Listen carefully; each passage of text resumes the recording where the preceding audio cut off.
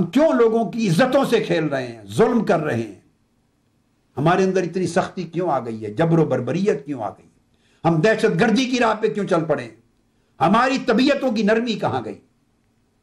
ہماری انسانیت میں جو اللہ نے شفقت و نرمی رکھی تھی، رقت رکھی تھی، وہ کہاں گئی؟ ہمارے اندر مزاج کی رحمت و شفقت کہاں گئی؟ ہمارے اندر مزاج میں رحمت و بخشش کہاں گئی؟ مغفرت کا عنصر کہاں گیا؟ سہولت اور آسانی کا عنصر کہاں گیا؟ رب کائنات تو اپنے بندوں پر یہ ساری کرم نوازیاں کر کے چاہتا ہے کہ تم بھی اپنے آئینہ سیرت میں میری ان خوبیوں کا عکس پیدا کر لو، میری ان صفات کا عکس پیدا کر لو، اور میرا مظہر بن جاؤ میرے اخلاق کا، میرے عفو درگزر کا، میرے کرم کا، میرے لطف و عنایت کا، میری رحمت و شفقت کا تم آئینہ دار بن جاؤ، عکاس بن جاؤ، مظہر بن جاؤ، نمونہ بن جاؤ۔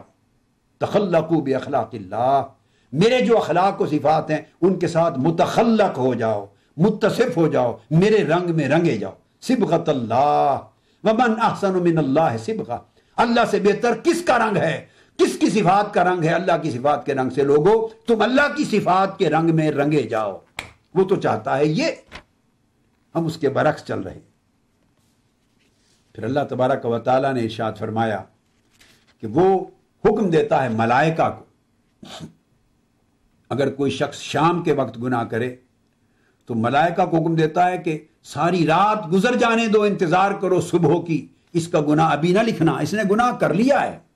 لکھا ہی جائے گا، قلم بھی تمہارے ہاتھ میں ہے اور نامہ اعمال بھی تمہارے پاس ہے، کون سی جلدی ہے؟ میرے بندے سے غلطی ہو گئی ہے، میرے بندے سے گناہ ہو گیا ہے، میرے بندے سے لغزش ہو گئی ہے، میرے بندے سے خطا ہو گئی ہے، تھوڑی دیر رک جاؤ، یہ رات گزر لینے دو، صبح تک انتظار کرو، نہ لکھو، شاید میرا بندہ توبہ کر لے۔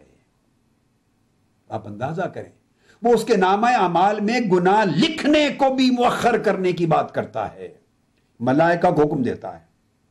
اور پھر فرماتا ہے اگر دن کو گناہ کرے تو شام تک انتظار کر لو، شاید توبہ کر لے، اور اگر صبح گناہ کر لے، شام تک توبہ کر لے تو گناہ مٹا دیا جاتا ہے، یا لکھا نہیں جاتا، یا لکھا ہو، ڈیپینڈ کرتا ہے مختلف گناہوں پر، لکھا ہو تو مٹا دیا جاتا ہے۔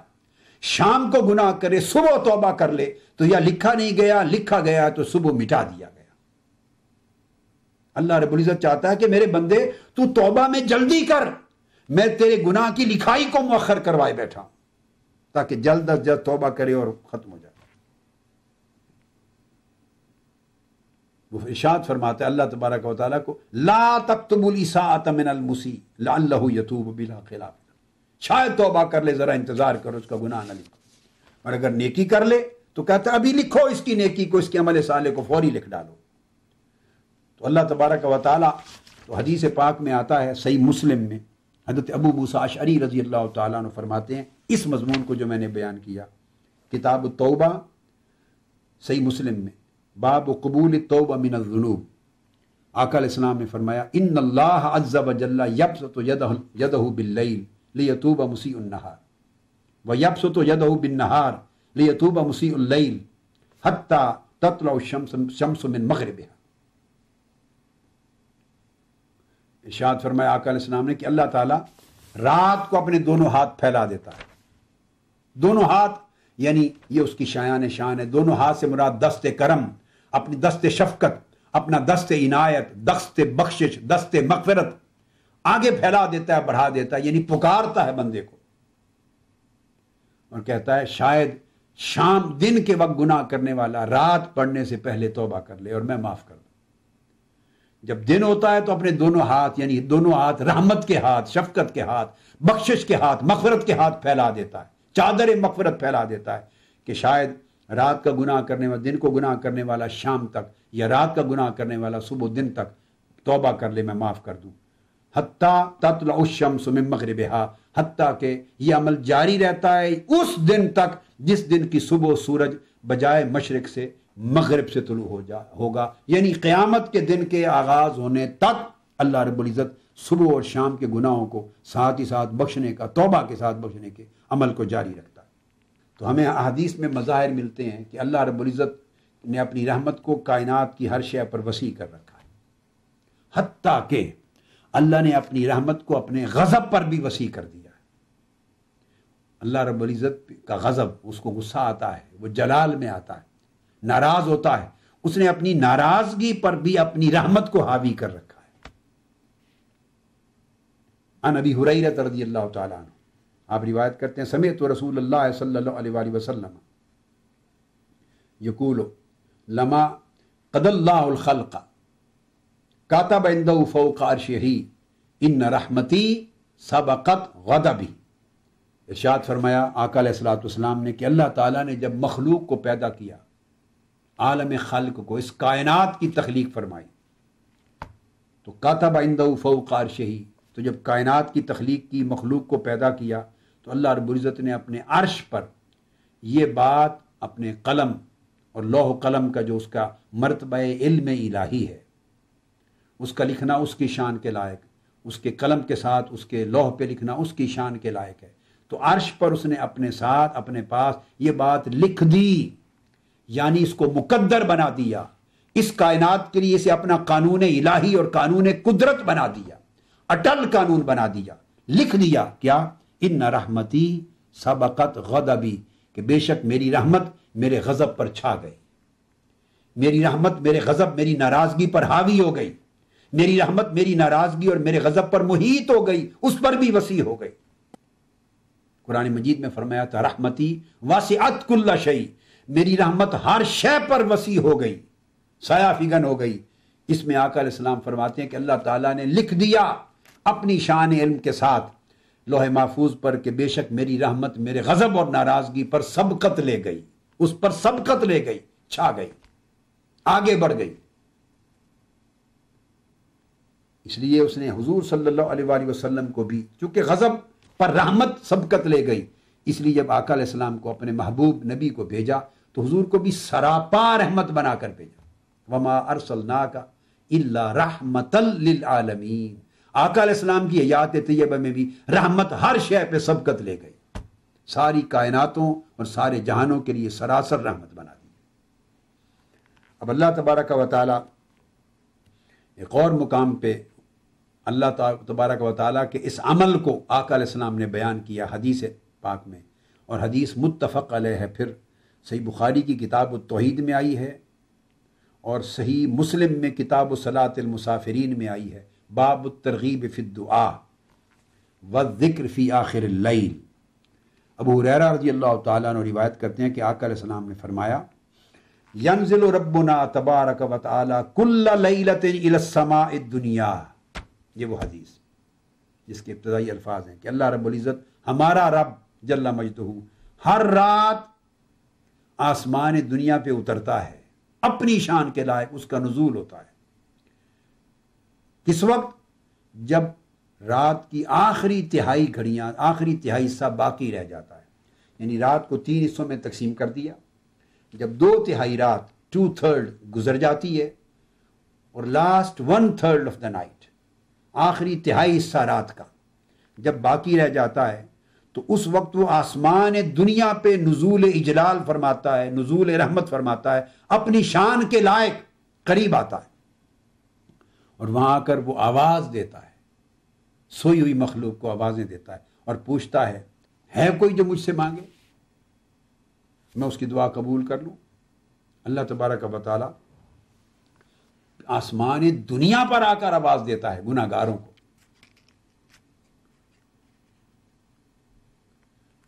آسمان دنیا پر خود آواز دیتا ہے آ کر کہ کوئی ہے مجھ سے مانگنے والا میں اس کو دوں، کوئی ہے مجھ سے دعا کرنے والا میں اس کی دعا قبول کروں، کوئی ہے مجھ سے توبہ استغفار کرنے والا میں اس کو معاف کر دوں۔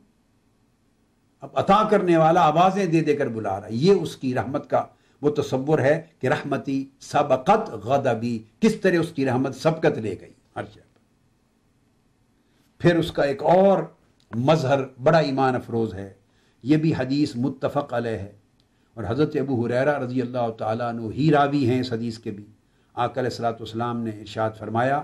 کہ یقول اللہ تبارک و تعالی، یہ حدیث قدسی ہے کہ اللہ تبارک و تعالی ارشاد فرماتے ہیں انا عند ظن عبدی بی وانا معہ اذا ذکرنی، میں ہر بندے کے ساتھ اسی طرح ہوتا ہوں جیسا وہ مجھ سے گمان کرتا ہے، جیسا وہ مجھ سے امید رکھتا ہے، جیسا مجھ سے گمان رکھتا ہے۔ اگر ایک شخص میرے بارے میں نیک گمان کرے کہ میں معاف کر دوں گا اسے تو میں اس کو معاف کر دیتا ہوں،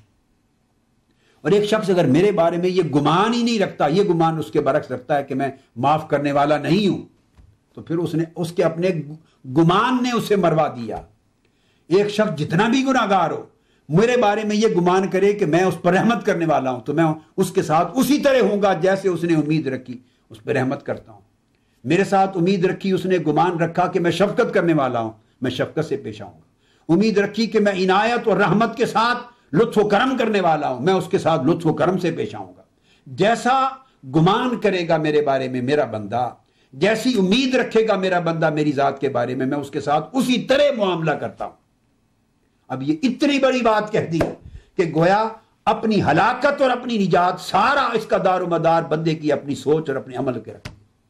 بندہ جس طرح سوچے گا اللہ اسی طرح کا معاملہ کرے گا۔ اب آپ اندازہ کریں کہ یہ کتنا بڑا وسیع تصور رحمت ہے اور تصور سہولت ہے اور تصور شفقت و عنایت ہے۔ اور پھر فرمایا وَأَنَا مَعَهُ إِذَا ذَكَرَنِي، اور میرا بندہ جہاں بھی مجھے یاد کرتا ہے، میرا ذکر کرتا ہے، میں اس کے ساتھ ہوتا ہوں۔ جہاں مجھے یاد کرے گا مجھے اس ساتھ پائے گا، میں اس کے ساتھ ہوتا ہوں۔ اسے احساس ہو یا نہ ہو، وہ محسوس کرے یا نہ کرے، اسے شعور ہو یا نہ ہو، اس کا وجدان اتنا بیدار ہے یا نہیں، ہر صورت وہ جانے یا نہ جانے مگر انا معہ اذا ذکرنی، جب بھی مجھے ذکر کرے گا، میرا ذکر کرے گا، مجھے یاد کرے گا، میں اس کے ساتھ ہوں گا، اس کے ساتھ ہوں گا۔ فَإِن ذَكَرَنِي فِي نَفْسِهِ ذَكَرْتُهُ فِي نَفْسِي وَإِن ذَكَرَنِي فِي مَلَئٍ ذَكَرْتُهُ فِي مَلَئٍ خَيْرٍ مِّنْهُ وَإِن تَقَرَّبَ إِلَيَّ شِبْرًا تَقَرَّبْتُ إِلَيْهِ ذِرَاعًا وَإِن تَقَرَّبَ إِلَيَّ ذِرَاعًا تَقَرَّبْتُ إِلَيْهِ بَاعًا وَإِن أَتَانِي يَمْشِي أَتَيْتُهُ هَرْوَلَةً۔ آقا علیہ السلام نے فرمایا کہ اللہ رب العزت نے فرمایا کہ اگر وہ بندہ مجھے تنہا یاد کرے، اکیلا یاد کرے، گوشہ تنہائی میں بیٹھ کر کسی کونے میں یاد کرے، اپنے اندر خاموشی سے یاد کرے تو میں بھی اسے خاموشی سے یاد کرتا ہوں۔ آہستہ یاد کرے، خفی طریق پر یاد کرے، تنہائی میں یاد کرے، دل میں یاد کرے تو میں بھی اسے خاموشی سے یاد کرتا ہوں۔ وَإِن ذَكَرَنِي فِي مَلَئٍ، اور اگر ایک مجلس میں، ایک پورے حلقہ میں حلقہ ذکر بپا کرے اور حلقہ ذکر میں مجھے یاد کرے، پوری مجلس میں یاد کرے، ایک اجتماع میں یاد کرے، ذَكَرْتُهُ فِي مَلَئٍ خَيْرٍ مِّنْهُ، تو وہ بندوں کے اجتماع میں مجھے یاد کرتا ہے تو میں عرش پر ملائکہ کے اور ارواح انبیاء اور ارواح شہداء اور ارواح اولیاء و صالحین کے اجتماع اور حلقہ میں اس بندے کو یاد کرتا ہوں، سب کو کہتا ہوں دیکھو اس زمین کے اس گوشے میں میرے بندے نے ایک مجلس میں، ایک حلقہ میں، ایک اجتماع میں مجھے یاد کیا ہے، میرا ذکر کر رہا ہے، میری شان بیان کر رہا ہے، لوگوں کو سنا رہا ہے، تذکرہ کر رہا ہے میرا، تم سنو میں اس بندے کا تذکرہ کر رہا ہوں۔ زمین پر وہ مجھے یاد کر رہا ہے، عرش پر میں بندے کو یاد کر رہا ہوں۔ زمین پر بندہ میرا ذاکر ہے، عرش پر خدا بندے کا ذاکر ہے۔ زمین پر اللہ اس بندے کا مذکور ہے، عرش پر بندہ خدا کا مذکور ہوتا ہے۔ زمین پر بندہ اللہ کا طالب ہے، عرش پر خدا اس کا ذکر کرتے ہوئے بندے کا طالب ہے، اس کا ارادہ کر رہا ہے۔ تو ارشاد فرمایا، حتیٰ کہ فرمایا اگر وہ میری طرف چل کر، اگر وہ میری طرف تھوڑا چل کے آئے، ایک ہاتھ بالشت برابر چل کے آئے تو میں پورے بازو گز کے برابر اس کی طرف چل کے جاتا ہوں۔ حتیٰ کہ آگے ایک حدیث میں ہے کہ اگر وہ 1 قدم چل کے آئے تو میں 70 قدم چل کے جاتا ہوں۔ اگر میری طرف پیدل چل کے آئے تو گویا میں دوڑتے ہوئے تیز سے بھی زیادہ تیز رفتاری سے اس کی طرف جاتا ہوں۔ یعنی جس رفتار سے وہ میری طرف آئے گا، میرے لطف و کرم، میری شفقت و رحمت اور میری عنایت کا جو معاملہ اس سے کہیں زیادہ سبک رفتار پائے گا، میری رحمت اس سے زیادہ تیزی کے ساتھ بڑھ کے اس کو اپنے میری رحمت کا دامن تھام لے گا۔ اسی طرح حضور علیہ السلام نے فرمایا، ابو ذر غفاری رضی اللہ تعالیٰ عنہ روایت کرتے ہیں، اور یہ حدیث حضرت امام مسلم نے اس کو روایت کیا، تخریج کی ہے ابو ذر غفاری سے۔ امام مسلم نے روایت کیا کہ آقا علیہ السلام نے فرمایا کہ اللہ تبارک و تعالیٰ فرماتے ہیں، حتیٰ کہ بندہ اگر میری پاس آئے اور اس نے شرک نہ کیا ہو، شرک سے پاک ہو، اور میرے پاس آئے تو پوری زمین کی جتنی مٹی ہے، زمین کی اس برابر گناہ بھر کے ساتھ لے آئے، تو جتنے گناہ کثرت کے ساتھ پوری زمین کے برابر میں اگر میرے ساتھ بھی لے کر آئے گا تو میں اسی کی مثل اپنی بخشش و مغفرت اسی قدر وسیع کر کے اس کو عطا کروں. اشارہ اس امر کی طرف ہے کہ اگر کسی کے گناہ بڑھ جائیں، زیادہ عرصہ خطا میں، گناہ میں، لغزش میں، نافرمانی میں بھولا رہا، بھٹکا رہا، بہکا رہا، گمراہ رہا، دھیان اللہ کی طرف نہیں گیا، دنیا میں، شغلوں میں، میلوں میں، ٹھیلوں میں مصروف رہا، اللہ کو یاد نہیں کیا اور بڑے گناہ ہو گئے، سمندروں جتنے، زمین کی خاک جتنے، ذرات جتنے بھی گناہ ہو گئے. اللہ رب العزت فرماتے ہیں کہ میرے بندے اتنی کثرت گناہ کے باوجود بھی مایوس نہ ہونا، یہ سمجھ نہ لینا کہ میں اتنے گناہ کر چکا ہوں کہ اب میری بخشش کی تو کوئی صورت نہیں رہی ہوگی. اپنی گناہوں کی کثرت دیکھ کر یہ خیال نہ کرنا کہ اب تو میں نہیں بخشا جاؤں گا. فرمایا تیرے گناہ جتنے کثرت کے ساتھ ہوں، جتنے بھی بڑھ گئے ہوں، کیا وہ میری رحمت سے بھی بڑھ گئے ہیں؟ میری بخشش و مغفرت سے بھی بڑھ گئے ہیں؟ میرے جود و سخا سے بھی بڑھ گئے ہیں؟ اور میرے کرم و عطا سے بھی بڑھ گئے؟ نہیں، میں اس کو بھی بخش دوں گا. اتنی کثرت کے ساتھ گناہ ہوں گے تب بھی بخش دوں گا. حتیٰ کہ اللہ رب العزت نے قانون بنایا اپنی بخشش و مغفرت کا اور فرمایا کہ یہ جو زمین پہ تم رحمت دیکھتے ہو، ماں کی مامتاؤں میں جو رحمت ہے، باپ کی شفقت میں رحمت ہے، بھائی بہن کی محبت میں رحمت ہے، دوستوں میں رحمت ہے، احباب میں رحمت ہے، جانوروں کی اپنی اولادوں کے ساتھ رحمت ہے، پرندوں کی اپنے بچوں کے ساتھ رحمت ہے. یہ ساری مخلوق میں جتنے خلائق ہیں، حیوانات ہیں، انس ہیں، جن ہیں، چرند ہیں، پرند ہیں، جتنی مخلوق ہے ان کے اندر جس جس شکل میں بھی رحمت اور شفقت کے مظاہر دیکھتے ہو، جس جس شکل میں بھی رحمت اور نرمی اور لطف و کرم کے مختلف نمونے دیکھتے ہو، فرمایا یہ ساری کائنات میں ابتدا سے لے کر قیامت کے دن تک جتنا پورا وسیع زمانہ ہے کائنات کا، اس کے وجود کا، اس میں بکھری ہوئی رحمت اور شفقت اور عنایت کے جتنے مظاہر ہیں، سن لو یہ ساری کی ساری رحمت جو تمہیں مختلف شکلوں میں نظر آتی ہے، یہ میری رحمت کے 100 حصوں میں سے صرف ایک حصہ ہے جو میں نے دنیا میں اتارا ہے. اس نے ہمیں سمجھانے کے لیے فرمایا تم یوں سمجھو کہ میں نے اپنی رحمت کے 100 حصے کیے، اور یہ رحمت ابتدائے کائنات سے انتہائے کائنات تک، اختتام کائنات تک، اس پوری مخلوقات میں جتنی رحمتوں، شفقتوں اور محبتوں کے مظاہر ایک دوسرے کے ساتھ دیکھتے ہو، یہ سارے مظاہر میری ایک گناہ رحمت کا نتیجہ ہے. 100 حصہ ہائے رحمت میں سے میرے ایک حصہ رحمت کا یہ مظہر ہے ساری کائنات. تو اللہ رب العزت فرماتے ہیں، یہ بھی حدیث قدسی ہے، 99 حصے اللہ تعالیٰ نے قیامت کے دن کے لیے محفوظ کر دیے ہیں. وہ 99 حصے قیامت کے دن اپنے بندوں کی بخشش و مغفرت کے لیے استعمال فرمائے.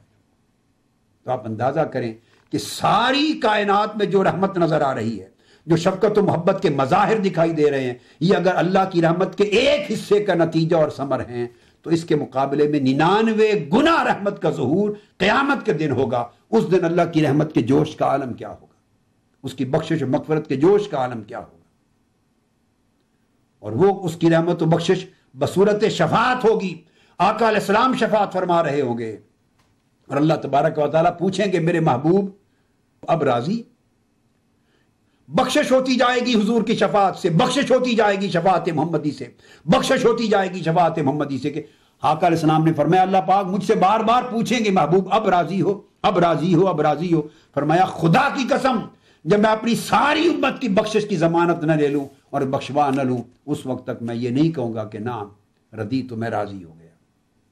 یہ اللہ کے 99 حصہ ہائے رحمت کے ظہور کی شکل ہوگی شفاعت محمدی میں، شفاعت انبیاء کی صورت میں، شفاعت اولیاء کی صورت میں، شفاعت قرآن کی صورت میں، شفاعت ملائکہ کی صورت میں، شفاعت شہداء کی صورت میں، شفاعت معصوم بچوں کی شفاعت کی صورت میں، ماہ رمضان کی شفاعت کی صورت میں. حتیٰ کہ اگر کسی نے تڑپتے ہوئے مرتے ہوئے پیاسے کتے کو، تڑپتے ہوئے مرتی ہوئی پیاسی بلی کو بھی پانی پلا کر اس کی زندگی بچا لی تھی اور وہ خود گناہگار تھا، تو وہ پانی پلانے کا عمل جو کتے اور بلی کی جان بچا گیا، اس کے باعث بھی اس شخص کے لیے بخشش لکھ دی جائے گی اور وہ معاف کر دیا جائے گا. یہاں تک اللہ کی رحمت کے 99 حصے اللہ کے بندوں کو دامنگیر ہوں گے. اس نے 99 جز رحمت کے اپنے پاس روک لیے ہیں، محفوظ کر کے رکھ لیے ہیں. وَأَنزَلَ فِي الْأَرْضِ جُزْءًا وَاحِدًا، اور زمین پر ساری کائنات کے لیے صرف ایک جز اتارا ہے. فَمِن ذَلِكَ الْجُزْءِ تَتَرَاحَمُ الْخَلَائِقُ، وہ جو ایک جز ہے رحمت کا، اس کے نتیجے میں دیکھتی ہو کہ ساری مخلوقات ایک دوسرے پہ جو رحم کرتی ہے، حتیٰ ترفع الدابۃ حافرھا عن ولدھا، حتیٰ کہ جانور جو لوگ اپنے بچوں کے بوجھ اتارتے، ان کو کھانا کھلاتے، ان کو اٹھاتے، اپنے اوپر کندھوں پر اپنی کے چلتے ہیں، چھاتی سے دودھ پلاتے ہیں، شفقت کرتے ہیں، رحمت کرتے ہیں، تکلیفوں سے ان کو بچاتے ہیں، اور ان کو رزق لا کے دیتے ہیں، اور چرند پرند ایسا کرتے ہیں، چونچوں سے اپنے ان کے منہ میں دانہ ڈالتے ہیں، خوراک ڈالتے ہیں، حتیٰ کہ جانوروں اور پرندوں کو بھی دیکھتے ہو انسانوں کے علاوہ، تو یہ بھی ساری شفقتیں اور رحمتیں اور مامتائیں اللہ کے اس ایک حصہ رحمت کا پرتو ہیں۔ اور 99 حصے جو رحمت کے، وہ اللہ تبارک و تعالیٰ ان کا ظہور تام قیامت کا دن کرے گا، قیامت کا دن کرے گا۔ اسی طرح صحیح مسلم میں اور الفاظ آئے، آقا علیہ السلام نے فرمایا ان للہ مئۃ رحمت، بے شک اللہ تعالیٰ کے 9 اجزاء ہیں رحمت کے، انزل منہا رحمتا واحدہ، اللہ تعالیٰ نے اس میں سے ایک حصہ رحمت کا نازل فرمایا، بین الجن والانس والبہائم والحوام فبہا یتعاطفون وبہا یتراحمون، اللہ تبارک و تعالیٰ نے ایک حصہ رحمت اتارا ہے، وہی جنات کو بھی ملا ہے، وہی انس کو بھی ملا ہے، وہی بہائم کو بھی ملا ہے، وہی کل جانوروں اور چرند اور پرند کو بھی ملا ہے، اس ایک حصہ رحمت کی وجہ سے ایک دوسرے کے ساتھ معاطفت کرتے ہیں، ایک دوسرے کا تعاطف کرتے ہیں، رحمت کرتے ہیں، لطف کرتے ہیں، رحم کرتے ہیں، شفقت کرتے ہیں، ایک دوسرے کو پالتے ہیں، محبت کرتے ہیں۔ اور وَأَخَّرَ اللَّهُ 99 رحمتاً، اللہ تعالیٰ نے 99 حصے رحمت کے مؤخر کر دیے، محفوظ کر کے رکھ لیے، یرحم بہا عبادہ یوم القیامہ، ان 99 حصہ رحمت کے ذریعے قیامت کے دن اپنے بندوں پہ رحم فرمائے گا۔ یہ اللہ رب العزت کا بیان ہے، اور یہ تصور ہے رحمت و شفقت کا اسلام میں، اور اللہ تبارک و تعالیٰ کی ذات میں، اور آقا علیہ السلام کی ذات میں، اور دین کی تعلیمات میں، اور دنیا اور آخرت میں اللہ رب العزت کے معاملے میں یہ رحمت اور شفقت کا ظہور ہے۔ سو اللہ رب العزت چاہتا ہے کہ جس طرح میں معاملہ تمہارے ساتھ اس قدر رحمت و شفقت کا فرما رہا ہوں، تو میں امید کرتا ہوں کہ میرے بندے اپنے آئینہ سیرت میں، آئینہ کردار میں، آئینہ شخصیت میں اسی طرح رحمت و شفقت کے پیکر بن جائیں دوسری مخلوق کے لیے، اور نرمی اور سہولت اور لطف و کرم کا آئینہ دار بن جائیں۔ آج کی گفتگو یہاں پہ ختم کرتے ہیں، انشاءاللہ تعالی یہ مضمون ہماری اگلی نشستوں میں پھر جاری رہے گا۔ وما علینا